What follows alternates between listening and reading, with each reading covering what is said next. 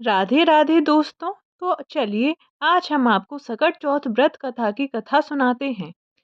एक शहर में देवरानी जेठानी रहती थी। देवरानी बहुत ही गरीब थी। बड़ी मुश्किल से उसका गुजारा चलता था। वहीं जेठानी अमीर थी। देवरानी हमेशा गणेश जी का पूजन और व्रत करती थी। देवरानी का पति जंगल से लकड़ी काट कर बेचता था। देवरानी घर का खर्चा चलाने के लिए जेठानी के घर काम करती थी और शाम को जो भी बचा हुआ खाना होता था वह जेठानी उसे दे देती थी। इस तरह उसके घर का खर्चा चल रहा था। माघ महीने में गणेश जी का व्रत सकट चौथ देवरानी ने रखा। उसके पास पैसे नहीं थे, इसलिए उसने तिल व गुड़ लाकर तिलकुटा बनाया। पूजा करके तिल चौथ की कथा सुनी और जेठानी ने यहाँ काम करने चली गई। सोचा शाम को चंद्र को अर्घ देकर जेठानी के यहाँ से कुछ खाना मिलेगा तो खा लेगी। शाम को जब जेठानी के घर खाना बनाया तो उसके जेठानी का व्रत होने के कारण सभी ने खाना खाने से मना कर दिया। अब देवरानी ने जेठानी से बोला, आप मुझे खाना दे दो जिससे मैं घर जाऊं। इस पर जेठानी ने कहा कि आज तो किसी ने भी अभी तक खाना नहीं खाया, तो मैं कैसे दे दूं। तुम सवेरे ही बचा हुआ खाना ले जाना। ऐसे में देवरानी बहुत दुखी हुई और भूखी ही घर चली गई। बच्चे भी घर पर भूखे थे। देवरानी का पति, बच्चे सब आस-पास लगाए बैठे थे कि आज तो त्योहार है, इसलिए कुछ पकवान आदि खाने को मिलेगा। लेकिन जब बच्चों को पता चला कि आज तो रोटी भी नहीं मिलेगी, तो बच्चे रोने लगे। उसका पति भी बहुत क्रोधित हो गया और कहने लगा कि दिन भर काम करने के बाद भी वह 2 रोटियां नहीं ला सकती। देवरानी बेचारी गणेश जी को याद करती हुई रोते रोते पानी पीकर सो गई। उस दिन सकट माता बुढ़िया का रूप धारण करके देवरानी के सपने में आई। सपने में उन्होंने देवरानी से पूछा कि सो रही है या जाग रही है।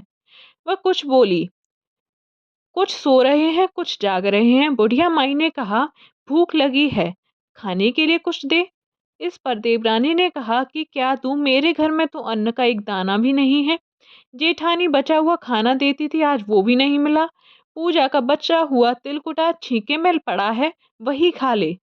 सकट माता ने तिलकुट खाया और उसके बाद कहने लगी, निमटाई लगी है। इस पर देवरानी ने कहा, बुढ़िया माई, बाहर कहाँ जाओगे, कोई जानवर काट लेगा।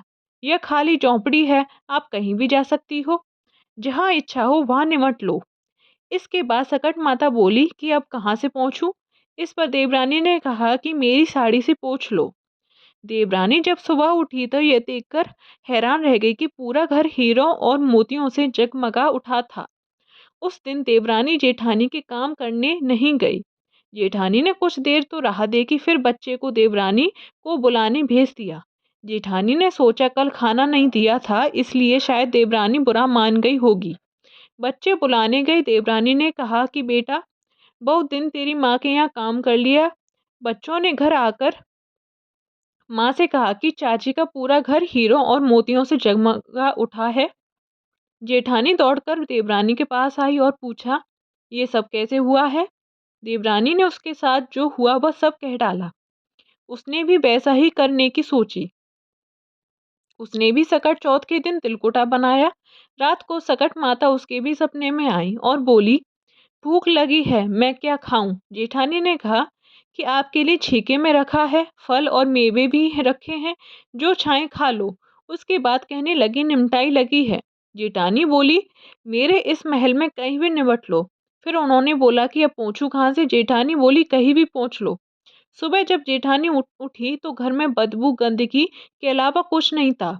हे सकट माता, जैसे आपने देवरानी पर कृपा की वैसे सब पर करना। तो ये थी दोस्तों सकट चौथ की व्रत कथा। अगर आपको वीडियो अच्छी लगी है तो प्लीज़ चैनल को सब्सक्राइब करें और वीडियो को ज़्यादा से ज़्यादा शेयर करें।